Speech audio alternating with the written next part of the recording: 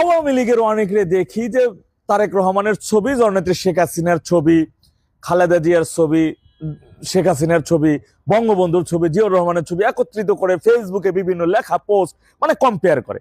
এটা কেন ভাই আপনারা করেন আমি বুঝতেছি না। কোথায় শেখ সাদি, কোথায় ছাগলের লেদি? অনেক এমন বিষয় আছে যেখানে কম্পেয়ার জিনিসটাই যায় না।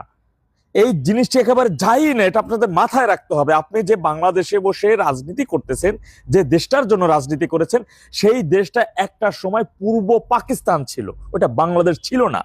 পাকিস্তান ভাইঙা একটা দেশের জন্ম দেওয়া, দেশ সৃষ্টি করেছে ওই দেশটা জন্ম দিয়েছে আওয়ামী লীগ। আপনি মীমাংসিত ইতিহাসকে যারা বিকৃত করতেছে তাদের বিরুদ্ধে আপনি সংগ্রাম করতেছেন এবং সেখানে আপনি প্রতিবাদ করতেছেন। এটাই মাথায় রাখবেন ভাই। বঙ্গবন্ধু যখন রাষ্ট্রপতি ছিল তখন জিয়াউর রহমান একজন কর্মচারী ছিল, সেনাবাহিনীর একজন অফিসার ছিল।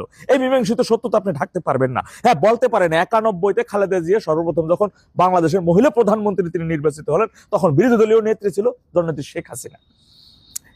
মনে রাখবেন 91 নির্বাচনের সময় 95-তে খালেদা জিয়া তখন বলতেছিল কেউ নির্বাচনে না আসলে আমরা একা নির্বাচন করব। তিনি তত্ত্বাবধায়ক সরকার ব্যবস্থা বাতিল করে দিয়ে একতরফা নির্বাচনের মাধ্যমে 1,77,00,000-এর মতো করছিল ভুয়া ভোটার, 1,20,000-এর মতো ছাত্র দলের নেতা বানাইছিল, রিটার্নিং কর্মকর্তা অফিসার, এদেরকে তিনিই বানাইছিলেন। এবং সেই নির্বাচনে 96 নির্বাচনে তিনি মাত্র 16 দিন সেই সংসদ টিকেই পারছিল। কারণ আওয়ামী লীগকে দূরে রেখে আওয়ামী লীগ সেই নির্বাচনে অংশ নেয় নাই। আওয়ামী লীগকে দূরে রেখে সেই নির্বাচন মাত্র 16 দিন টিকছিল। ইতিহাস সাক্ষী, আওয়ামী লীগকে বাইরে রেখে নির্বাচন বাংলাদেশের মাটিতে এই দেশের জনগণ সেটা কয়দিন টিকাই রাখবে? কয়দিন টিকে দেবে সেই ক্ষমতা? কয়দিন? এত সোজা সবকিছু। তা আপনি সেই দলটাকে করতেছেন। পরবর্তী সময় তত্ত্বাবধায়ক সরকার ব্যবস্থা বাতিল, একতরফা নির্বাচনের ক্ষমতা মাত্র 16 দিন টিকতে পারছিল খালেদা জিয়া। এরপরে 16 দিনের মাথায় সে 96 নির্বাচনে আওয়ামী লীগ সরকার ক্ষমতায় আসা। বাংলাদেশের ইতিহাসে সর্বপ্রথম শান্তিপূর্ণভাবে ক্ষমতা হস্তান্তর করেছিল কোন প্রধানমন্ত্রী? জননেত্রী শেখ হাসিনা। তিনি তো সেই তত্ত্বাবধায়ক সরকার ব্যবস্থা বাতিল করে দিয়ে একতরফা নির্বাচনের মাধ্যমে ক্ষমতায় বা তার দেখানো পথে তখন তো হাঁটে নাই। তিনি তো পরবর্তীতে শান্তিপূর্ণভাবে ক্ষমতা হস্তান্তর করলো। ক্ষমতা হস্তান্তর করার পরে এরপরে নির্বাচন দিল, শান্তিপূর্ণ নির্বাচনে 1 সালে বিএনপি ক্ষমতায় আসলো। বিএনপি ক্ষমতায় এসে আবার কি করলো? 6 সালে আবারও তো তারা সেই তত্ত্বাবধায়ক সরকার ব্যবস্থা বাতিল, একতরফা নির্বাচনের দিকেই যাচ্ছিল। আওয়ামী লীগের দুর্বার আন্দোলনের মাধ্যমে 1/11 সৃষ্টি হলো, মঈনুদ্দিন ফখরুদ্দিন সাহেব ক্ষমতায় আসলো। তো তারা তো এই কাম তো দুইবার করছে তত্ত্বাবধায়ক সরকার ব্যবস্থা বাতিল করে দিয়া। আপনি বলতে পারেন 14, 18, 24 নির্বাচন নিয়ে অনেক প্রশ্ন আমরা করতে পারেন, তাদের উদ্দেশ্যে এই ইতিহাস।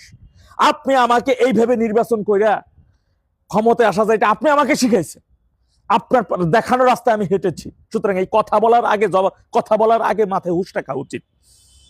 এই সমস্ত কথা নির্বাচন নিয়ে কথা বলার আগে তাদের এই ইতিহাসগুলো, তৎকালীন সময় তো 96 সালে তো আমি তো রাজনীতির র বুঝি না। 1 সালে তো আমি রাজনীতির র বুঝি, 96 তো আমার জন্মই। তো আমি তো এই 1 সালে তো আমি রাজনীতির র বুঝি না। তাহলে এই ইতিহাস আমি কিভাবে জানলাম? ইতিহাস সাক্ষী, বিএনপির আমলে সর্বপ্রথম বিশ্বে এই তৎকালীন উত্তর কোরিয়ার বর্তমান প্রেসিডেন্ট কিম জং উন, তৎকালীন পাকিস্তানের প্রধানমন্ত্রী নওয়াজ শরীফ এবং বাংলাদেশের প্রধানমন্ত্রী খালেদা জিয়া, এই বিশ্বের শীর্ষ শীর্ষ দুর্নীতিবাজের পরিবারে তারাই ভূষিত হয়েছিল। এই তিন রাষ্ট্রের 3 জন বিশ্বের শীর্ষ দুর্নীতিবাজের পরিবারে ভূষিত হয়েছে। আজকে তারেক রহমান তাকে খালি মানুষ বলে, কি বলে? মিস্টার 10% ভাই। আরে তার দলের নেতা শাকা চৌধুরী তাকে বলতো মিস্টার 10% ভাই। এটা তো তার দলের নেতাই থেকে বলতো যে মানবতা বিরোধী অপরাধ যার ফাঁসি হয়েছে তাকে জানে না কেন সে 10%? হওয়া ভবন কই থেকে? দুর্নীতির বরপুত্র। তৎকালীন 8 সালে বাংলাদেশে থাকা যুক্তরাষ্ট্রের যিনি রাষ্ট্রদূত ছিলেন, তিনি তো এই তারেক রহমানকে অহিংস রাজনীতিবিদ, দুর্নীতিবাজ এভাবে তিনি আখ্যায়িত করে তাদের নোট করে গেছেন। সুতরাং আপনারা এই ইতিহাস অনেকের সাথে এগুলো বিকৃত। তিনি 17 বছর আগে দেশ ছেড়ে চলে গেছেন। কখন, কেন তিনি দেশ ছেড়ে চলে গেছেন?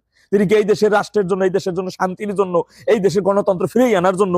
মনে রাখবেন 17 বছর আগে যখন একেবারে টিকতে পারে নাই দুর্নীতির বরপুত্র এই মঈনুদ্দিন ফখরুদ্দিন আমলে সরকার সেনাবাহিনীর বাটাম খাইয়ে কোমর টোমর ভাঙিয়ে দিয়ে প্রাণে বাইচে যাওয়ার জন্য মুসলেকা দিয়ে জিন্দিগিতে বাংলাদেশে আসবে না, রাজনীতি তো দূরের কথা, এই যে চলে যাইতেছে বিদায় নিয়ে NID card, voter ID card সমস্ত কিছু ফেলাই দিয়ে যাইয়ে তিনি ব্রিটিশের সেখানকার নাগরিকত্ব নিয়েছেন, কিন্তু বাংলাদেশের নাগরিক না এখন পর্যন্ত। তার সাথে এইভাবে কম্পেয়ার চলে না। আওয়ামী লীগকে ধ্বংস করে দেওয়ার জন্য, শুধু আওয়ামী লীগকে ধ্বংস করে দেওয়ার জন্য সেনাবাহিনী, নৌবাহিনী, বিমান বাহিনী দিয়ে পুলিশের যারা ওর একেবারে খুব ঘনিষ্ঠ এদেরকে নিয়ে একটা র্যাব বাহিনী তৈরি করছিল, এবং ওই 5 বছর বাংলাদেশে 35,000 আওয়ামী লীগের নেতা কর্মীকে শেষ করে দিয়েছে সে। ভাইরে, আপনারা যারা ইতিহাস বিকৃত করছে আমাদের প্রতিবাদ তাদের বিরুদ্ধে, আমরা মীমাংসিত ইতিহাসের দিকে চলতে চাই। আজকে যারা 72-এর সংবিধানকে কবর দিতে চায়, আজকে তারাও বলতেছে এটা সম্ভব না। আজকে যারা বঙ্গবন্ধুর অবদানকে, এই বাংলাদেশ সৃষ্টির জন্য বঙ্গবন্ধুর অবদানকে ছোট করছে, ওরাই বলতেছে আমরা ভুল করছি, এটা সম্ভব না, তাকে তার প্রাপ্য সম্মানটুকু ফিরিয়ে দিতে হবে। ভাই, আপনি এমন একটা সংগঠনের সাথে যদি 5 প্রজন্মের সংগঠনে বাংলাদেশ আওয়ামী লীগ, বাংলাদেশ আওয়ামী লীগের শিকড় প্রজন্ম থেকে প্রজন্ম অনেক গভীরে, ভাই এটা সম্ভব না। সুতরাং অনেকের সাথে অনেকের কম্পেয়ার জিনিসটাই যায় না, এটা যখন কম্পেয়ার প্রশ্ন আসে সেটা কখনোই যায় না। ভাই মাথায় রাখবেন, কোথায় শেখ সাদিক, কোথায় ছাগলের লেদি। অনেকের সাথে অনেক জিনিস যায় না। আমরা সঠিক ইতিহাসকে তুলে ধরবো, যারা ইতিহাস বিকৃত করতেছে তাদের বিরুদ্ধে আমাদের প্রতিবাদ, জেগে উঠতে হবে। আওয়ামী লীগ খুব শীঘ্রই অতি